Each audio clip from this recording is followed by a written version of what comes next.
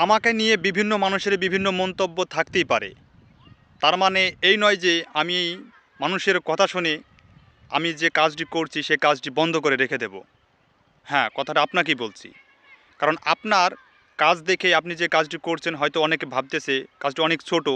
এই কাজটির জন্য মানুষের কাছে আপনি ছোট হচ্ছেন। বিভিন্ন মানুষ মন্তব্য করে বলছে এই কাজটি দ্বারা তুমি সফলতা পাবে না এবং এই কাজটি তো একদম পাগলে করে।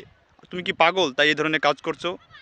কারণ আমার কাজটা আমি জানি কতটা সুন্দর এবং গভীর মনোযোগ দিয়ে করছি। আমি এখন তাদেরকে জবাব এভাবে দিব না। তাদেরকে জবাব দেব আমার কাজ দিয়ে। কথাটা একটু বুঝে দেখবেন। কারণ আপনি কাজটি কতটুকু সুন্দরভাবে করছেন, মনোযোগ সহকারে করছেন, কাজে সফলতা পাবেন কি পাবেন না সেটা নির্ভর করবে আপনার পরিশ্রমের উপর এবং আপনার মনোযোগের উপর। এখন মানুষ কে কী বলল আর কে কী ভাবলো এই বিষয় নিয়ে আপনার ভাবলে চলবে না। আপনাকে মনোযোগ সহকারে আপনার কাজটি চালিয়ে যেতে হবে। দেখা যাবে যে আপনার কঠোর পরিশ্রম আর সুন্দর যে একটা পরিকল্পনার মাধ্যমে আপনি তখন জবাব দেবেন যখন আপনার ওই কাজটি সফল আসবে।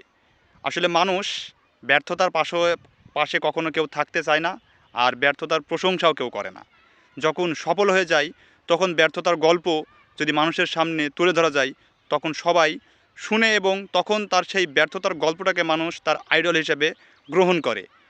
তাই সফল না হওয়া পর্যন্ত কখনোই কারোর সামনে পাঁচজনের সামনে বসে গল্প করবেন না যে আমি এটা করেছি ওটা করেছি, এরকম গল্প করার দরকার নাই। সফল হলে আপনার সফলতাই তখন ব্যর্থতা প্রকাশ করে মানুষের সামনে গল্প তুলে ধরবে যে আপনি জীবনে কতটা পরিশ্রম করেছেন আর কতটা পরিশ্রম করার পর আজকের এই সফলতা অর্জন করেছেন।